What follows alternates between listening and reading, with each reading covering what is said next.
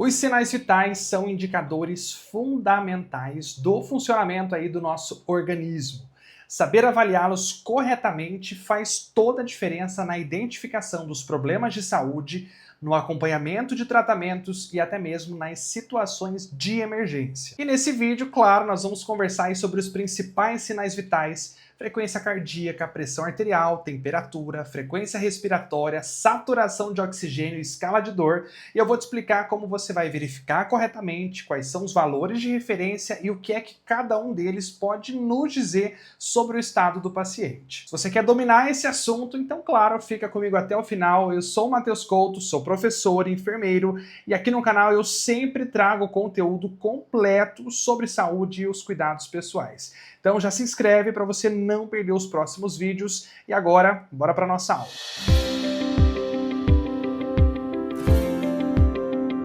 Muito bem, turma. Então é o seguinte, eu trouxe aqui essa aula para que a gente consiga conversar e eu já quero antecipar para vocês que ela vai iniciar uma playlist e eu vou trazer nos próximos vídeos um vídeo específico para cada sinal vital, justamente porque eles têm uma importância muito significativa na nossa rotina, para que a gente consiga entender qual é o estado momentâneo daquele paciente e depois todas essas análises vão resultar na percepção de como esse paciente tem evoluído.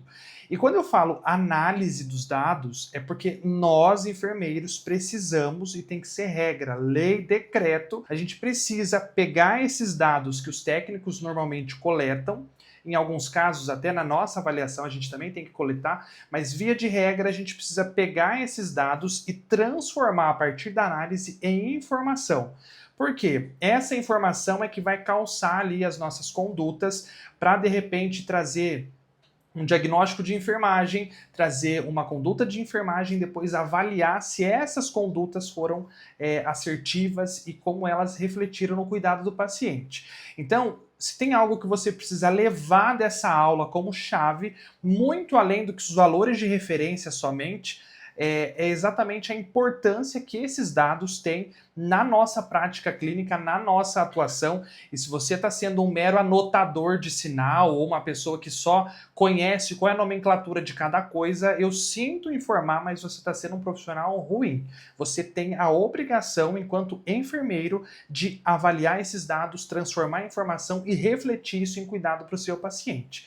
E é exatamente sobre isso que a gente vai falar agora. Bom, como eu já trouxe aqui para vocês de maneira resumida, você vai acompanhar o slide aí na tela, os sinais vitais, eles são parâmetros que refletem as condições fisiológicas básicas de uma pessoa, permitindo que a gente faça uma avaliação mais rápida do estado de saúde. E o que a gente consegue extrair dos sinais vitais? Informações sobre o sistema circulatório, sobre o sistema respiratório, neurológico e até sobre o sistema endócrino. Tá? E esses dados conseguem fornecer para a gente essas informações sobre o estado de saúde do paciente e também depois um resultado aí da evolução do paciente ao longo dos dias sob nossos cuidados. Tá? E o que pode causar alteração nos sinais vitais do paciente? Tem situações que estão relacionadas ao meio, né, ou seja, o espaço onde esse paciente está, e tem também detalhes que estão relacionados ao paciente, mas que não são patológicos, e condições patológicas que alteram. Então, por exemplo, você está verificando lá, avaliando um paciente e o ar da sala está muito baixo, por exemplo. Então, essa temperatura pode influenciar no padrão do paciente. Se você está no acolhimento da unidade básica lá de saúde, chega um paciente para ser avaliado, e ele acabou de chegar na unidade e andou, sei lá, 1 quilômetro, é claro que isso vai trazer uma alteração nesses parâmetros.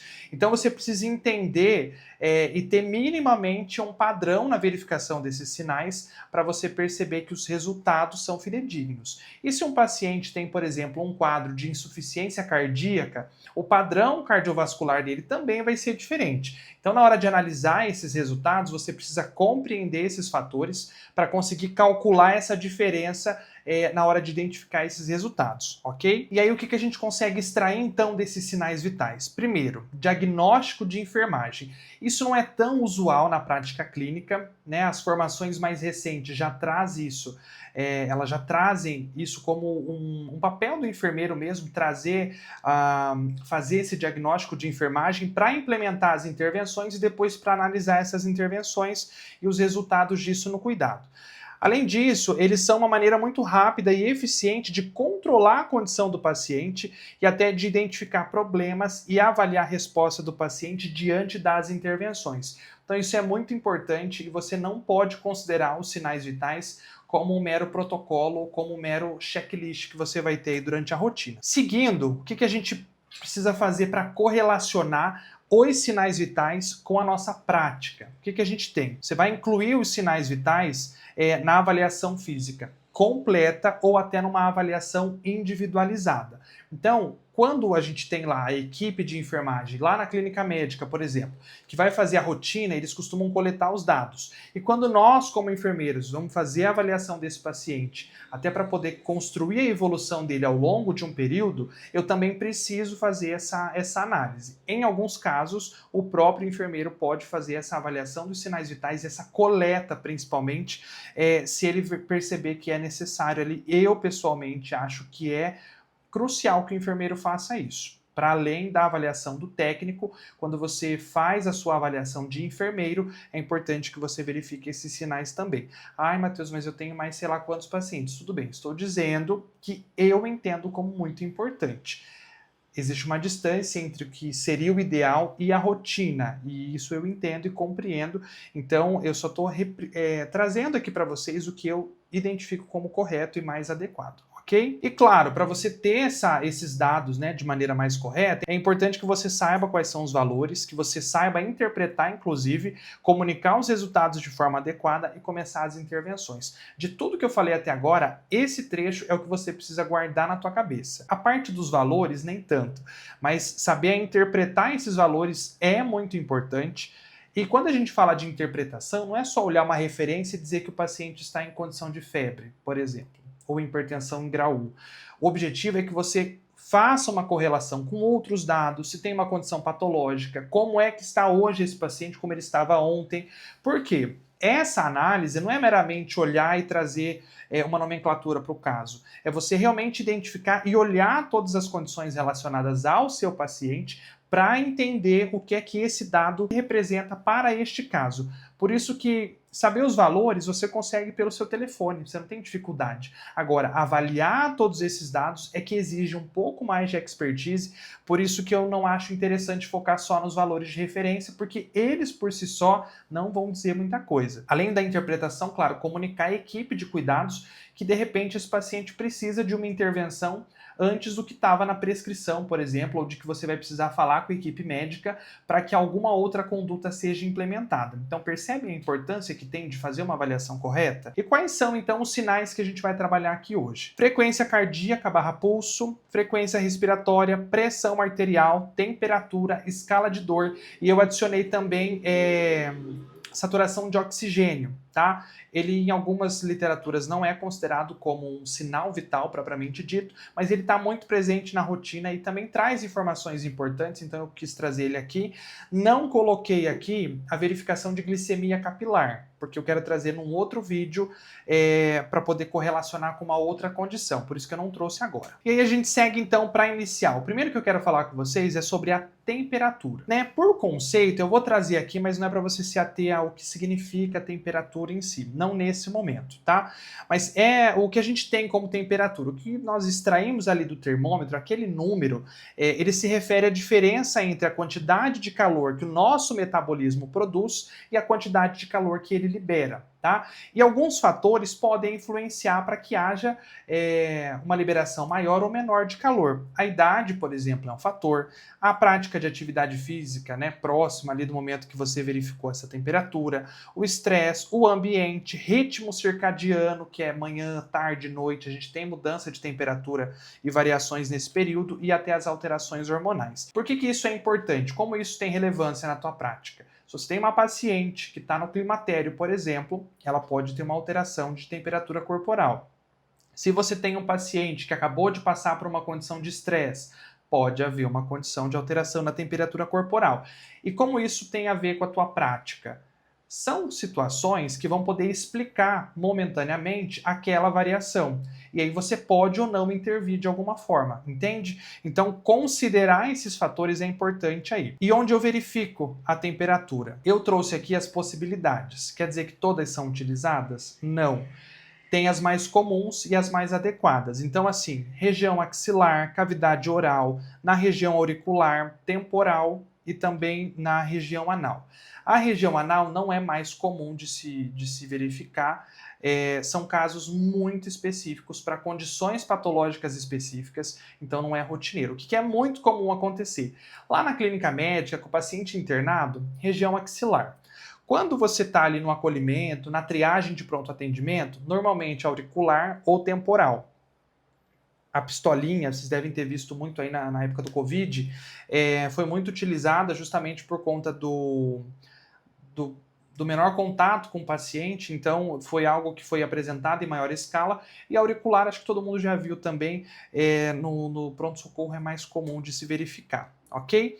E aqui eu trago para vocês qual é a referência aí com relação à temperatura. E junto com essa referência, a gente já conversa sobre a nomenclatura. Por quê? Essas alterações, claro, elas vão receber nomes. E é importante que você compreenda o que esses nomes querem dizer, e principalmente como ele se materializa lá no seu paciente. Por quê? Quando alguém virar para você e falar, olha, o paciente está com hipertermia, você já precisa ligar na tua cabeça o que isso significa para o paciente. Porque essa hipertermia vai gerar um cuidado específico e você precisa saber quando comunicar, quando chamar o profissional, né, a equipe de cuidado desse paciente. Então, assim, se eu tenho um paciente com uma temperatura inferior a 35 graus, esse paciente está numa condição de hipotermia. Temperaturas entre 36,1 a 37,2 indicam que o paciente está afebril. Então, a temperatura convencional, que garante aí homeostase para o organismo. Agora, subir um pouquinho, 37,3 até 37,7 é uma condição de febre, e aí vai ter uma conduta. Se essa margem aumenta para 37,8 a 38,9, é característico de hipertermia, pode ter uma conduta diferente. Quadros em que o paciente está em 39 até 40 graus, entra a pirexia, outra conduta, e aí acima de 40 graus a gente tem hiperpirexia, pode ter uma repercussão clínica completamente diferente. E por que isso é importante? Porque você pode ter condutas de tratamento em cadeias e escalas diferentes para cada faixa de temperatura. Então é importante saber o valor também, mas mais importante do que isso é entender o que significa o paciente, por exemplo, que está com pirexia. Por quê? Vai ter uma abordagem clínica diferente. Hiperpirexia, então, você já vai ver uma repercussão clínica completamente complicada. Então, é importante, mais do que saber o valor, é como você vai se posicionar como enfermeiro diante dessa situação. Paciente em pós-operatório tem um padrão de temperatura esperado. Paciente que está ali sob uma condição de infecção bacteriana, você tem uma alteração de temperatura característica. Então é importante que você saiba isso para saber como você vai manejar o seu paciente diante desse fato. Seguindo então, frequência cardíaca e pulso. Esse aqui é muito comum acontecer, da regra dos 15 multiplica por 4. De novo, trago aqui para vocês o conceito. Então o pulso é esse limite palpável do fluxo sanguíneo numa artéria periférica, ou seja, é aquilo que você sente quando faz a palpação ali. E aí ele vai influindo através do corpo num circuito contínuo. E é um indicador indireto de uma alteração no sistema circulatório. Por que é indireto? Porque quando você verifica a parte cardíaca em si é que você tem uma apuração direta. E ele pode ser avaliado de acordo com a frequência, com o ritmo e também com a intensidade. Você está vendo aí na tela uma tabelinha que eu coloquei para vocês sobre os locais de verificação do pulso, onde eles se localizam e o que é característico nessa análise ali, ok? O que é mais comum? A verificação temporal, a verificação carotídea, a apical, braquial, radial também são comuns, tá? E aí o que é muito interessante você observar? Existe uma variação. Lembra lá do começo das alterações dos fatores que influenciam nos sinais vitais? A idade é um deles. Então nessa tabelinha que você está vendo aí, a gente tem que o lactente, a frequência cardíaca barra pulso dele vai ser em torno de 120 a 160 batimentos por minuto. Para um adolescente de 60 a 90, os adultos de 60 a 100. E aí, aqui a gente precisa ter uma cautela, porque se é um paciente com insuficiência cardíaca, ele normalmente vai ter uma frequência mais elevada. Então percebem que a condição patológica tem muito a ver com esse possível resultado? E que aí, se é um paciente que é cardiopata, essa alteração de frequência faz sentido?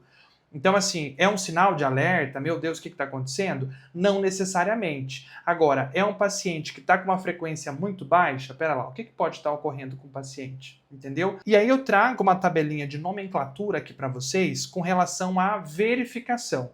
Então, se você contou o pulso do paciente, você vai ter um nome específico para isso. Agora, se você colocou o esteto, posicionou na região precordial, fez a ausculta e a contagem dos batimentos, aí você tem uma outra forma de fazer a nomenclatura.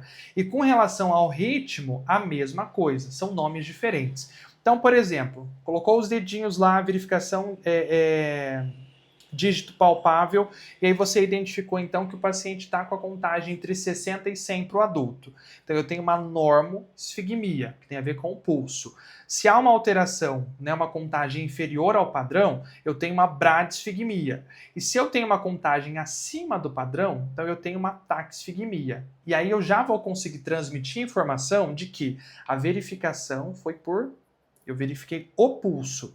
Se eu fiz a verificação com esteto, lá no coração e tudo mais, então eu vou nomear como normocardia, ou como taquicardia, ou como bradicardia, porque eu fiz essa verificação e não foi pelo pulso, ok? Essa diferença de nome tem total importância, porque ela vai indicar, né, qual foi, aonde foi a apuração. Então isso é muito importante. Saindo da frequência cardíaca barra pulso, indo lá para a respiratória, a gente tem como definição que é o mecanismo, né, que o nosso organismo tem para fazer a troca de gases entre o nosso corpo, o nosso sangue e o meio externo. Ok?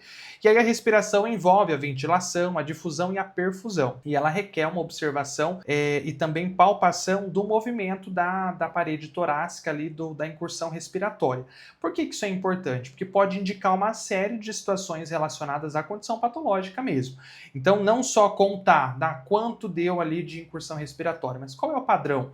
Quando você palpa, o que você percebe dessa respiração? Isso tudo é muito importante e aí vai uma chamada para o enfermeiro, né? O exame físico, quem faz é o enfermeiro. Então, essa verificação é sua obrigação, é sua responsabilidade. E aí, quais fatores podem influenciar, por exemplo, na característica da respiração, né? No padrão respiratório, no padrão dessa incursão respiratória? Exercício físico, dor aguda, né? O paciente com dor costuma ter um padrão respiratório diferente. Se é ansioso, se é tabagista, a posição do corpo em que esse paciente está também influencia para essa alteração no padrão respiratório, medicamento e até lesão neurológica. E aí, como é que você descobre isso? Se é um paciente que você já está assistindo, você tem essas informações no prontuário. Se não, você vai precisar fazer a sua consulta de maneira correta para conseguir identificar se existe algum fator que está influenciando no resultado do padrão respiratório do paciente. Na tela tem a tabelinha aí para vocês das incursões esperadas por idade, né, por faixa etária. E aí eu coloco ali também a nomenclatura relacionada ao padrão respiratório do paciente.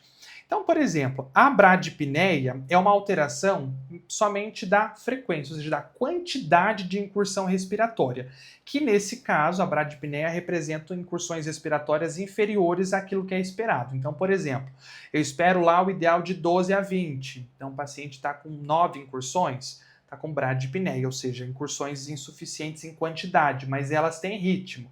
Se é um paciente com taquipneia, a gente tem o contrário, um paciente com mais incursão respiratória do que eu espero, mas ritmada. Agora, se é um paciente que apresenta um quadro ali de hiperpneia, a gente tem uma respiração que é muito trabalhosa e que também aumenta em quantidade. Então, além de ter um ritmo muito maior, há também um trabalho respiratório muito superior, então não é só um aumento da quantidade. Percebem que tem essa diferença? E você precisa saber o que essa diferença de nomenclatura representa para o seu paciente, então é muito importante que você saiba disso. E ali a gente tem outras situações, hiperventilação, hipoventilação, a própria condição de apneia também. Então é muito importante que você, mais do que saber, de 12 a 20 incursões. Não, pera lá.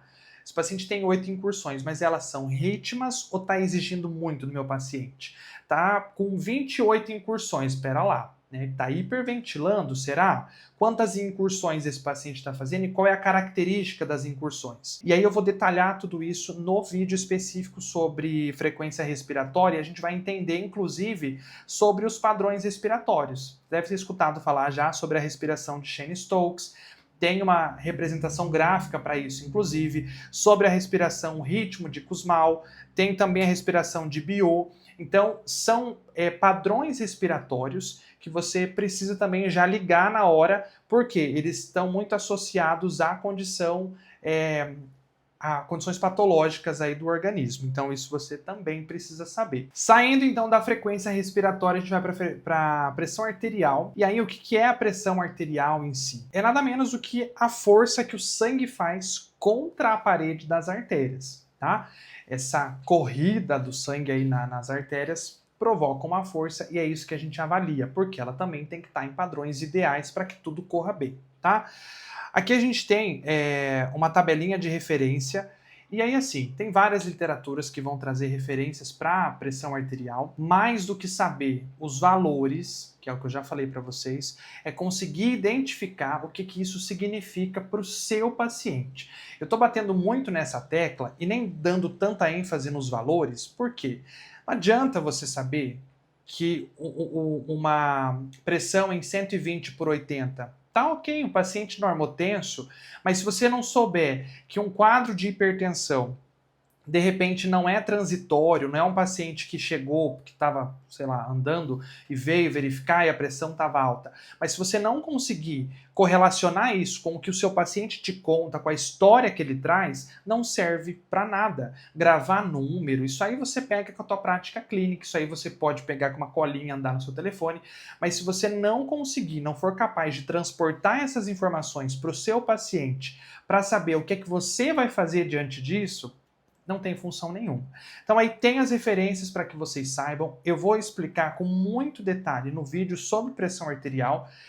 Não sei quando você está vendo esse vídeo, de repente já vai até aparecer aqui que o vídeo já está pronto. E também vou trazer uma aula só sobre como verificar a pressão arterial, porque eu também acho que isso é muito importante, tem alguns detalhes ali que você tem que saber. Da pressão arterial, nós vamos para a escala de dor. Essa aqui é uma escala subjetiva, não tem um aparelho que meça a dor do paciente, mas a gente tem algumas situações ali que podem contribuir. Então, um paciente com uma dor, além de ter alteração de pressão arterial em alguns casos, por exemplo, e até do padrão respiratório, a expressão facial do paciente pode sugerir. É uma escala que a gente aplica e aí ele vai enumerar de 1 a 10 o quanto ele acredita que a dor dele esteja ali naquele momento.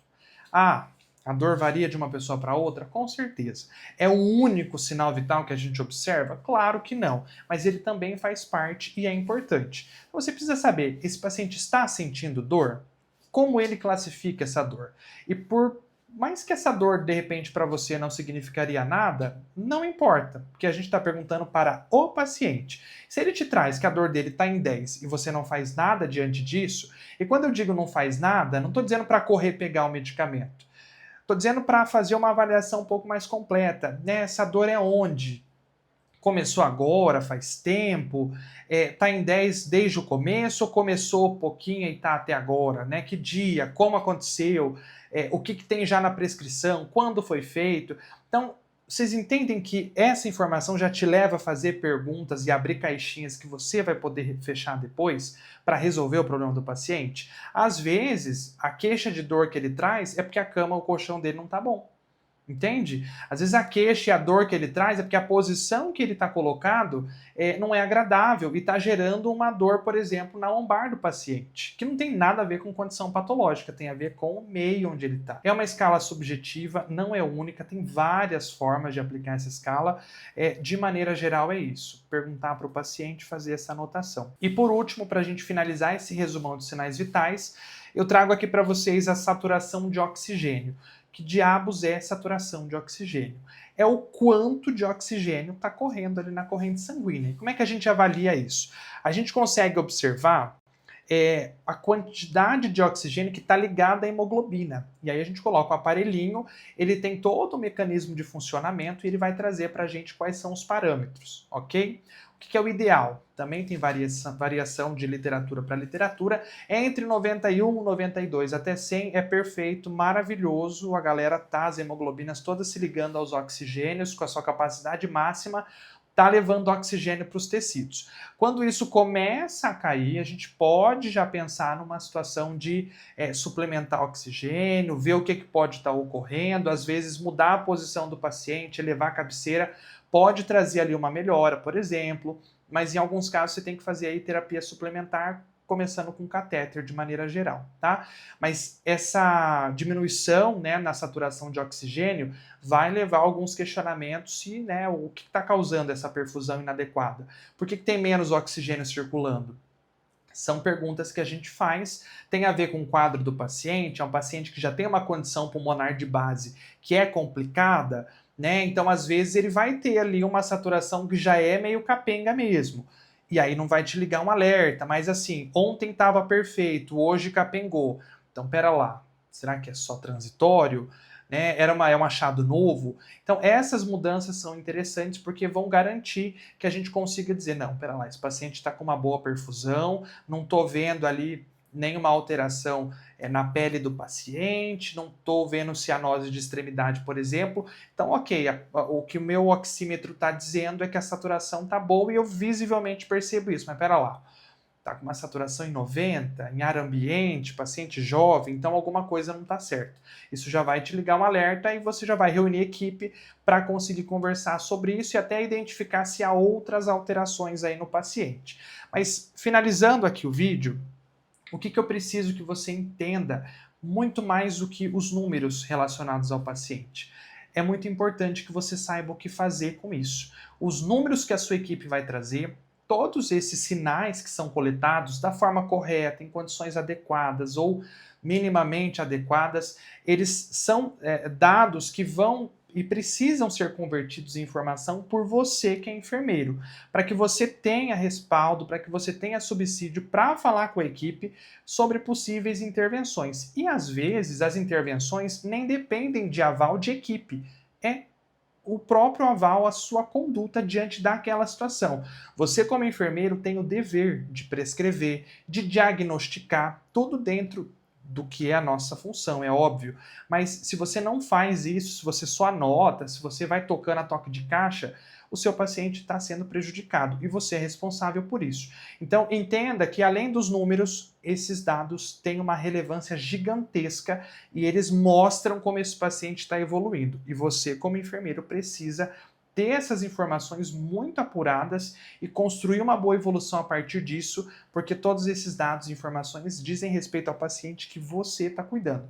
Então não é nada mais justo do que você exercer aí o que você precisa fazer com propriedade, com conhecimento técnico, que vai além do que só decorar um mundaréu de número, mas efetivamente avaliar o teu paciente e escrever e garantir uma boa evolução de enfermagem aí nos seus cuidados. Então é isso, esse foi o vídeo de hoje, deixa aqui nos comentários o que é que você achou sobre esse vídeo.